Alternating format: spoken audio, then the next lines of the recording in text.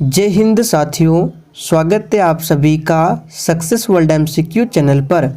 तो दोस्तों, जैसे कि हम लोग पिछले 4-5 सालों में मध्य से सिपाही की परीक्षा में जितने भी प्रश्न पूछे गए थे उन सभी प्रश्नों को कवर कर रहे थे, जिसमें से हम लोगों ने ऑलरेडी 3 प्रैक्टिस सेट को कवर कर लिया है। आज आपका चौथा प्रैक्टिस सेट चलेगा। और दोस्तों, एग्ज़ाम से पहले जितने भी प्रीवियस ईयर के प्रश्न हैं आप लोग सॉल्व कर लीजिए। यहाँ से भी एग्ज़ाम में प्रश्न पूछे जाते हैं। तो चलिए जल्दी से आप सभी लाइव में जुड़ जाइए। सभी को गुड इवनिंग, गुड इवनिंग।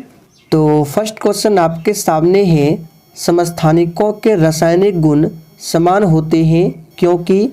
सभी ऑप्शन को ध्यानपूर्वक पढ़िए।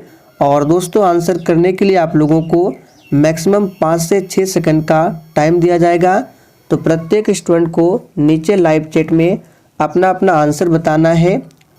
तो ध्यान दीजिए, समस्थानिक और संभारिक, यहाँ से 2 प्रश्न एग्जाम में पूछे आते हैं।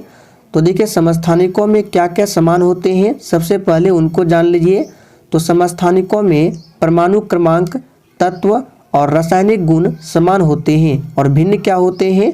तो समस्थानिकों में द्रव्यमान संख्या, न्यूट्रॉन संख्या और भौतिक गुण ये भिन्न होते हैं। तो यहाँ पे पूछा गया है, समस्थानिकों के रासायनिक गुण समान होते हैं क्योंकि उनके परमाणु क्रमांक समान होते हैं। अभी हमने आपको बताया। अब चलिए बात करते हैं संभारिक। देखिए दोस्तों, संभारिकों की परमाणु संख्या जो है भिन्न भिन्न होती है, लेकिन द्रव्यमान संख्या समान होती है। और जस्ट उल्टा समस्थानिक में होता है परमाणु क्रमांक समान, और परमाणु भार क्या होता है यानी द्रव्यमान संख्या क्या होता है, भिन्न होता है। तो ये 2 प्रश्न है, इसको याद रखिएगा। फिलहाल आंसर हो जाएगा परमाणु क्रमांक समान होते हैं। गांधी सागर बांध किस नदी पर स्थित है? चलिए आप सभी दूसरे प्रश्न के लिए आंसर बताएंगे। और दोस्तों, आपकी जानकारी के लिए बता देते हैं, इस प्रैक्टिस सेट में सभी विषयों के प्रश्न हैं। GK, GS, maths, English, Hindi, व्याकरण सभी विषयों के प्रश्न हैं। तो देखिए दोस्तों, गांधी सागर बांध और इसके साथ याद रखना है राणा प्रताप सागर और जवाहर सागर परियोजना, ये तीनों जो है चंबल नदी पर स्थित है। तो सही जवाब है बी ऑप्शन, याद रखिएगा। कीटों द्वारा परागन क्या कहलाता है? प्रत्येक स्टूडेंट को नीचे लाइव चैट में अपना अपना आंसर बताना है। तो कीटों द्वारा परागन ये क्या कहलाता है? तो याद रखिएगा, सही जवाब है एंटोमोफिली। बी ऑप्शन में दिया हुआ है, एंटोमोफिली कहलाता है। कैल्शियम की परमाणु संख्या क्या है? चलिए आप सभी चौथे प्रश्न के लिए आंसर बताएंगे। आप लोग देख सकते हैं एग्जाम में कितना सिंपल प्रश्न पूछा जाता है। ये सभी प्रश्न पूछा हुआ प्रश्न है। तो प्रत्येक स्टूडेंट को पता होना चाहिए कैल्शियम की परमाणु संख्या 20 होती है, याद रखेंगे। एक चतुर्भुज के कोण 3:5:9:13 के अनुपात में है, तो चतुर्भुज के सभी कोण क्या क्या है? तो बहुत ही आसान प्रश्न है, कैसे सॉल्व करेंगे? तो जितने भी कोण अनुपात में दिए हुए हैं सभी को मान लेते हैं x के रूप में। तो पहला कोण 3x है, दूसरा कोण 5x, तीसरा कोण 9x और चौथा कोण है 13x। और आप सभी जानते हैं चतुर्भुज के चारों कोणों का योग होता है 360 डिग्री। अब यहाँ से ऐड करके x का वैल्यू निकाल दीजिए। तो 3x, 5x, 8x और 9, 17, 13, 30, यानी कि 30x का वैल्यू है 360 डिग्री। तो यहाँ से x का वैल्यू क्या हो जाएगा, 0 से 0 कैंसिल, 3 से 36 12, यानी x का वैल्यू 12 है। अब जो हमने सभी एंगल को माना था, पहला कोण 3x, तो x के स्थान पर आप 12 को पुट कीजिए। तो 12×3 = 36। तो देखिए किस ऑप्शन में 36 है। तो ऑप्शन के हिसाब से आपको चलना है, सभी निकालना जरूरी नहीं है। तो डी ऑप्शन में दिया हुआ है, इसका आंसर यही होगा। दूसरा कोण देख लेते हैं, 5x है, तो 12×5 = 60, देखिए मिल रहा है। तो पूरा निकालना आपको ज़रूरत नहीं है। तो आंसर क्या होगा, 36 डिग्री, 60 डिग्री, 108 डिग्री और 156 डिग्री। खाद्य श्रृंखला का प्रथम पोषण स्तर निर्मित होता है। चलिए आप सभी छठे प्रश्न के लिए आंसर बताएंगे। और देखिए पूछे हुए प्रश्न में आप लोग कितने प्रश्न सही कर पाते हैं कमेंट करके हमें ज़रूर बताइए। तो आंसर क्या होगा? खाद्य श्रृंखला का प्रथम पोषण स्तर जो है ये कहलाता है उत्पादक। तो जो बच्चे ए बता रहे हैं बिल्कुल सही जवाब है। निम्नलिखित में से कौन सा इमल्सन का उदाहरण है? याद कीजिए, हमने आपको प्रैक्टिस सेट में काफ़ी बार बताया है इमल्सन। तो कौन सा इमल्सन का उदाहरण है? तो जो ही बच्चे सी बता रहे हैं बिल्कुल सही जवाब है। दूध जो है ये इमल्सन का उदाहरण है। विश्व मधुमेह दिवस कब मनाया जाता है? हमने आपको काफ़ी बार बताया है विश्व मधुमेह दिवस, जिसको डायबिटीज़ भी कहा जाता है, और ये इंसुलिन की कमी से होने वाला रोग है मधुमेह, और ये मनाया जाता है 14 नवंबर को। और इसी दिन बाल दिवस भी मनाया जाता है। 4 फरवरी को क्या मनाया जाता है? तो विश्व कैंसर दिवस। 9 जनवरी को आप सभी जानते हैं प्रवासी भारतीय दिवस, और 25 सितंबर को दीनदयाल उपाध्याय के जयंती के अवसर पर अंत्योदय दिवस मनाया जाता है। नीति आयोग के वर्तमान उपाध्यक्ष कौन है? तो हमने आपको करंट अफेयर्स में पढ़ाया था नीति आयोग के CEO कौन बने हैं अभी हाल ही में? तो VV सुब्रमण्यम। और उपाध्यक्ष कौन है? तो उपाध्यक्ष आप सभी जानते हैं कौन है? सुमन बेरी। आंसर आपका डी हो जाएगा। जबकि CEO कौन बने हैं? तो पहले परमेश्वरन अय्यर थे, लेकिन उनके स्थान पर आया है कौन? तो VV सुब्रमण्यम। ध्यान रखेंगे। केंद्रीय तंत्रिका तंत्र निर्मित होता है। बिल्कुल आपको सोच समझकर आंसर करना है, क्योंकि ये प्रीवियस ईयर के प्रश्न है और आपको मैक्सिमम से मैक्सिमम स्कोर करना है, तभी आप लोग एग्जाम में स्कोर कर पाएंगे। मान लीजिए आपका ये एग्जाम का ही प्रश्न है। तो केंद्रीय तंत्रिका तंत्र निर्मित होता है किसके द्वारा? तो आंसर यहाँ पे क्या हो जाएगा? याद रखिएगा, ये निर्मित होता है मस्तिष्क और मेरुरज्जु द्वारा। तो सी ऑप्शन आपका सही जवाब है। निम्न में से कौन सी समिति चुनाव सुधारों से संबंधित नहीं थे? चलिए 11 के लिए आंसर बताएंगे और देखते हैं कितने ऐसे स्टूडेंट हैं जो मैक्सिमम स्कोर कर पाएंगे। तो इन चारों ऑप्शन में से कौन सी समिति चुनाव सुधार से संबंधित नहीं है? याद रखिएगा, थुंगन समिति ये संबंधित नहीं है। काल वैसाखी चलती है। चलिए 12 के लिए आंसर बताइए। काल वैसाखी चलती है। तो दोस्तों काल वैसाखी जो है ये चलती है पश्चिम बंगाल में। तो डी ऑप्शन जो ही बच्चे बता रहे हैं बिल्कुल सही जवाब है। और देखिए दोस्तों, काल वैसाखी मानसून के आगमन से पूर्व होने वाली वर्षा है, जिसे पश्चिम बंगाल में नार्वेस्टर भी कहा जाता है। तो ध्यान रखना है, काल वैसाखी को पश्चिम बंगाल में नार्वेस्टर भी कहा जाता है। कायिक प्रवर्धन का लाभ यह है कि इस प्रकार उत्पन्न सभी पौधे होते हैं।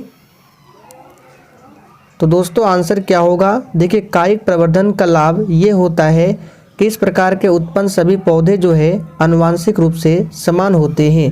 तो याद कर लीजिए, आनुवांशिक रूप से समान होते हैं। असहयोग आंदोलन को वापस लेने के पश्चात किसने स्वराज पार्टी का गठन किया था? चलिए 14 के लिए फटाफट से आंसर बताइए। असहयोग आंदोलन को वापस लेने के बाद किसने स्वराज पार्टी का गठन किया था? तो यहाँ पे आंसर क्या हो जाएगा? CR दास। देखिए, स्वराज पार्टी का गठन हुआ था 1923 में। याद रखेंगे किसके द्वारा? तो CR दास और मोतीलाल नेहरू के द्वारा स्वराज पार्टी की स्थापना हुई थी। तो यहाँ पे आंसर देखिए दिया हुआ है CR दास यानी कि Chittaranjan Das. Fill in the blank with the correct preposition from the option given below. यहाँ पे दिया हुआ एक sentence, he has been waiting here, खाली स्थान 6 o'clock। यहाँ पे कौन सा आर्टिकल होगा? तो अगर आप लोगों ने आर्टिकल के बारे में पढ़ा है तो बिल्कुल आराम से आंसर बता सकते हैं। तो यहाँ पे कौन सा आर्टिकल होगा? He has been waiting here since 6 o'clock। यहाँ पे सिंस होगा। आप लोगों ने सिंस और फॉर का यूज पढ़ा होगा बचपन में, बहुत ही आसान है। सिंस का प्रयोग कहाँ पर करते हैं? पॉइंट ऑफ टाइम के लिए। याद रखेंगे, पॉइंट ऑफ टाइम के लिए सिंस का प्रयोग करते हैं, जैसे 6 o'clock, 7 o'clock, इन सभी में सिंस का प्रयोग करते हैं। और फॉर का प्रयोग करते हैं पीरियड ऑफ टाइम, जैसे 2 hour, 1 month, इन सभी में क्या करते हैं, फॉर का प्रयोग करते हैं, FOR। तो आंसर क्या हो जाएगा यहाँ पे, सिंस होगा, डी ऑप्शन में दिया हुआ है। साइनोबैक्टीरिया तथा माइकोप्लाज्मा किस समूह के उदाहरण है? तो दोस्तों साइनोबैक्टीरिया और माइकोप्लाज्मा ये जो है ये आते हैं मोनेरा समूह के अंतर्गत। तो आंसर देखिए ए ऑप्शन में दिया हुआ है मोनेरा। और साइनोबैक्टीरिया को नीला हरित शैवाल भी कहा जाता है, ध्यान रखेंगे। किस संगठन ने मेरी पहली नामक पहल प्रारंभ की? तो दोस्तों ये किया है भारतीय रेलवे ने। आंसर होगा बी ऑप्शन, याद रखेंगे, भारतीय रेलवे ने। बिहार विधानसभा में सीटों की संख्या कितनी है? तो देखिए इस प्रश्न को हमने आपको पहले भी बताया है और यहाँ से आपको 4 से 5 प्रश्न बताए थे। अगर आपको याद हो तो चलिए फिर से बता देते हैं, आपका रिवीजन हो जाएगा। सबसे पहले ध्यान रखना है, विधानसभा की बात करें तो इसमें सीटों की संख्या है 243। और विधान परिषद, ध्यान दीजिए, विधान परिषद की बात करें तो इसमें सीटों की संख्या है 75। 2 प्रश्न हो गया। तीसरा प्रश्न ये बनता है लोकसभा सीटों की संख्या। तो लोकसभा सीटों की संख्या है 40 और राज्यसभा सीटों की संख्या बिहार में है 16। तो इसको जरूर ध्यान रखेंगे। और दोस्तों विधानसभा में याद रखिएगा, विधानसभा में सदस्यों की न्यूनतम संख्या भी पूछा जाता है, जो कि 60 और अधिकतम संख्या 500 हो सकती है। यह अपवाद है, इसे जरूर ध्यान रखेंगे। Choose the correct synonym of the following word from the option given below. यहाँ पे स्ट्रॉन्ग दिया हुआ है, इसका सिनोनिम बताना है क्या होगा। आप लोगों ने पढ़ा होगा सिनोनिम और एंटोनिम। सिनोनिम का मतलब होता है समानार्थी शब्द, स्ट्रॉन्ग का मतलब होता है मजबूत। तो मजबूत के समानार्थी क्या होगा, ये हो जाएगा स्टर्डी, इसका मतलब होता है हट्टा कट्टा। तो आंसर क्या हो जाएगा, ए ऑप्शन। फसलें जिन्हें हम शीत ऋतु में उगाते हैं यानी कि नवंबर से अप्रैल क्या कहलाती है? चलिए 20 के लिए फटाफट से आंसर करेंगे। और किसके अंतर्गत कौन से फसल आते हैं ये आपको याद रखना बहुत ही ज़रूरी है। तो सबसे पहले वे फसलें जिन्हें हम शीत ऋतु में उगाते हैं उसको बोलते हैं रबी फसल। यहाँ पे रबी इस तरह से होगा, र इस तरह से रबी होगा। और रबी फसल के उदाहरण है गेहूँ, जौ, चना, मटर, मसूर, सरसों, आलू, ये सभी रबी फसल है। और खरीफ फसल की बात करें तो खरीफ फसल की समय अवधि है जून जुलाई और काटी जाती है अक्टूबर नवंबर, याद रखेंगे। और इसके अंतर्गत आते हैं धान, मक्का, ज्वार, बाजरा, गन्ना, ये सभी खरीफ फसल के अंतर्गत आते हैं। और जायद फसल की बात करें तो अप्रैल से जून की अवधि में जायद फसल की कृषि की जाती है। और जायद फसल के उदाहरण है खीरा, ककड़ी, कद्दू, ये सभी तारबूज। तो फिलहाल आंसर हो जाएगा ए ऑप्शन, रवि। कौन सा तत्व सोलर सेल को बनाने के लिए मुख्य रूप से उपयोग किया जाता है? तो सोलर सेल के निर्माण में उपयोग करते हैं सिलिकॉन का, आप सभी जानते हैं। डी ऑप्शन आपका सही जवाब है। गांधी जी के अनुसार भारत को स्वराज्य मिलने पर शिक्षा का श्रेय क्या होना चाहिए था? तो दोस्तों गांधी जी के अनुसार भारत को स्वराज्य मिलने पर शिक्षा का श्रेय जो है चरित्र निर्माण था। तो आंसर क्या हो जाएगा, चरित्र निर्माण, बी ऑप्शन। कौन भारत के 49वें मुख्य न्यायाधीश है? देखिए ये प्रश्न पिछले बार पूछा गया था इसलिए 49वें है। फिलहाल वर्तमान में 50वें मुख्य न्यायाधीश बने हैं। कौन? तो DY चंद्रचूड़, याद रखेंगे। आप लोग थोड़ा सा कमेंट करके बताइए 49वें मुख्य न्यायाधीश कौन बने थे? ओजोन के एक अणु में कितने ऑक्सीजन परमाणु होते हैं? यानी कि ओजोन का जो एक अणु है कितने ऑक्सीजन परमाणु से बना होता है? तो ये हमने आपको काफ़ी बार बताया है। ओजोन का सूत्र होता है O3 और ये 3 परमाणुओं से मिलकर बना होता है, ऑक्सीजन के 3 परमाणु से, यहाँ देख सकते हैं। तो आंसर क्या होगा? C option 3। और ओजोन लेयर ये समताप मंडल में मिलता है। ओजोन दिवस मनाते हैं 16 सितंबर को।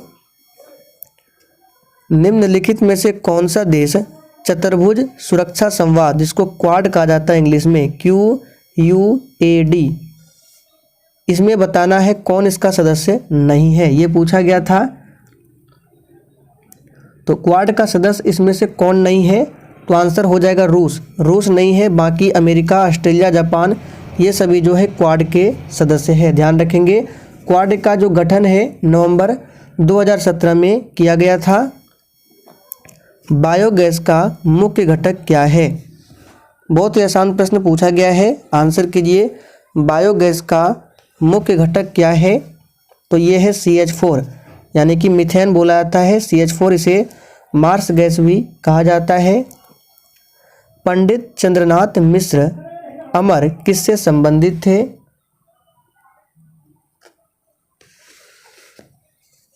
तो याद रखिएगा किससे संबंधित थे? साहित्य से संबंधित थे। सी ऑप्शन आपका सही जवाब है। ये हिंदी साहित्य के प्रश्न है। वनस्पति तेलों में साधारणतः होती है। देखिए इसको भी हमने आपको प्रैक्टिस सेट में कराया है, अगर आपको याद होगा तो आप लोग बिल्कुल आराम से आंसर बता सकते हैं। इसलिए आपसे बोलते हैं डेली क्लास कीजिए और नोट्स जरूर तैयार कीजिए। तो वनस्पति तेलों में साधारणतः होती है लंबी और संतृप्त कार्बन श्रृंखलाएं। याद रखेंगे लंबी और संतृप्त कार्बन श्रृंखलाएं। दुनिया की सबसे लंबी ऊंची दूरबीन वेधशाला कहाँ पर स्थित है?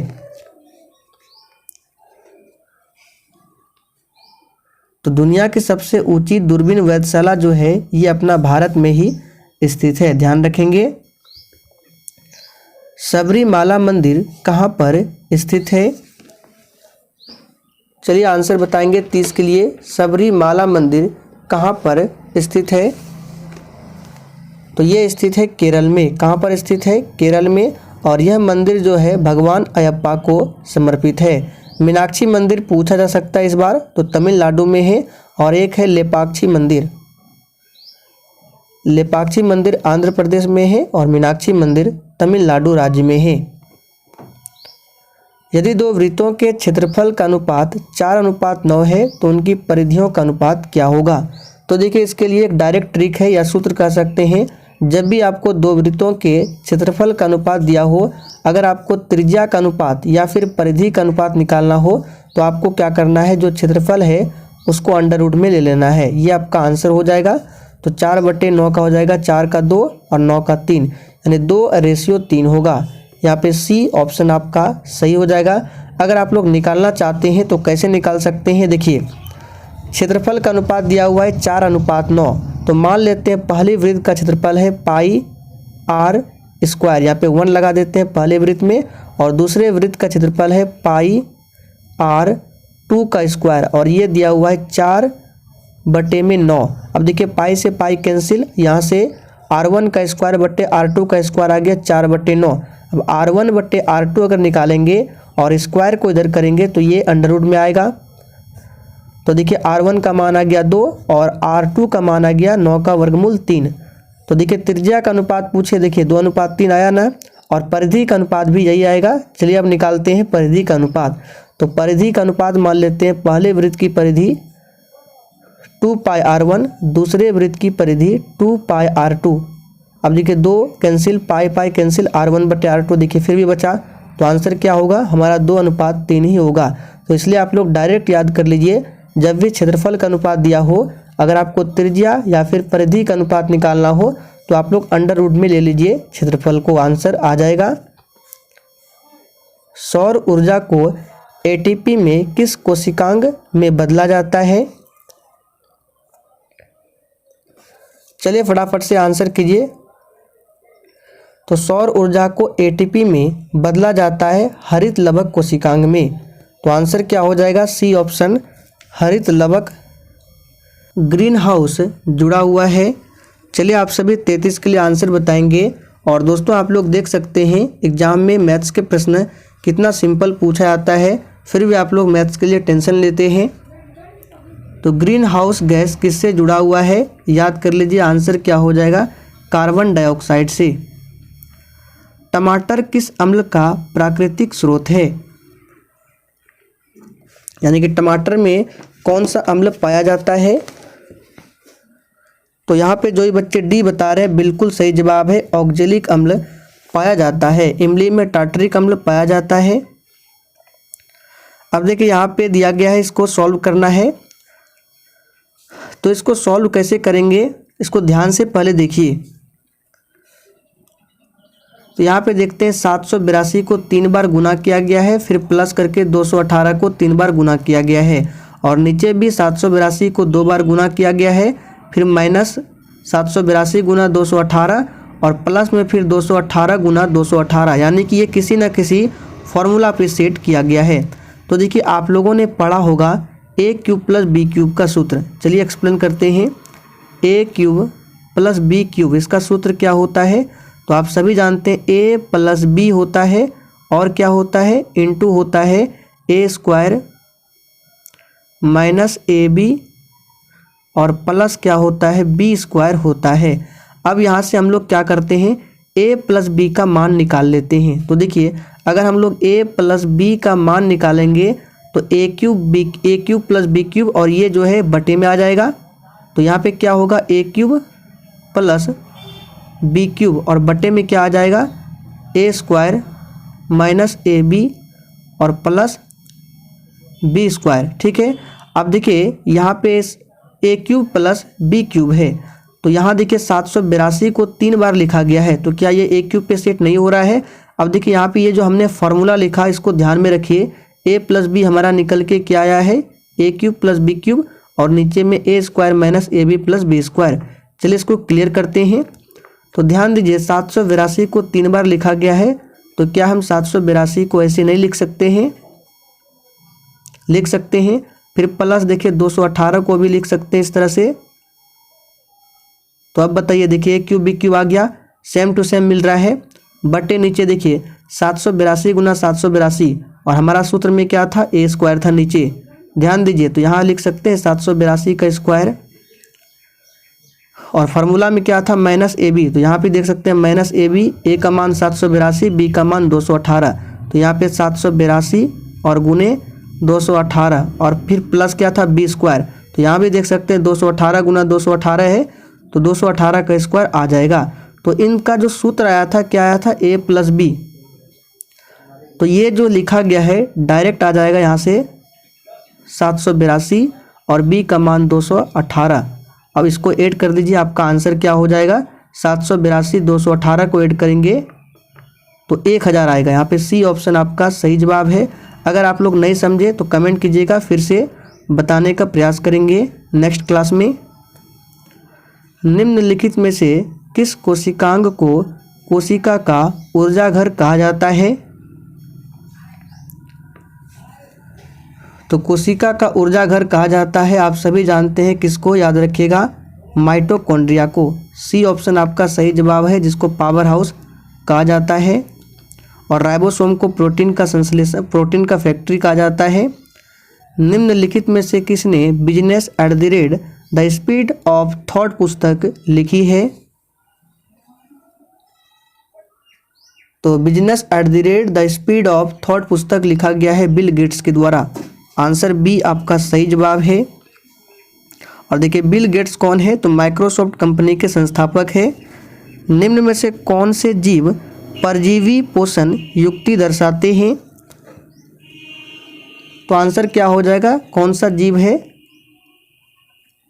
तो सही जवाब है डी ऑप्शन, कसकूटा, जिसको अमरवेल कहा जाता है। याद रखेंगे, ये परजीवी पोषण युक्ति दर्शाते हैं। याद रखेंगे, ये क्या करते हैं, दूसरे पेड़ पौधों पर आश्रित होता है, उसी को बोला जाता है परजीवी। तो ये अमरवेल है, यानी कसकूटा है।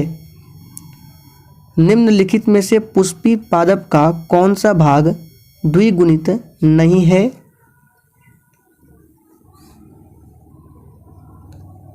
तो आंसर क्या हो जाएगा, याद रखिएगा, पुष्पी पादप का अंडा, जिसको बिंब कहा जाता है, ये भाग द्विगुणित नहीं होता है। तो आंसर है ए ऑप्शन। सड़क पर कोई खड़ा है, उपयुक्त वाक्य में रेखांकित शब्द सर्वनाम कौन सा है? अब देखिए यहाँ पे रेखांकित है कोई, कोई बताना है कौन सा सर्वनाम है। तो ये है अनिश्चयवाचक सर्वनाम। अनिश्चयवाचक सर्वनाम किसे कहते हैं? जिन सर्वनाम शब्दों से किसी निश्चित व्यक्ति अथवा पदार्थ का बोध नहीं होता है उसे अनिश्चयवाचक सर्वनाम कहते हैं।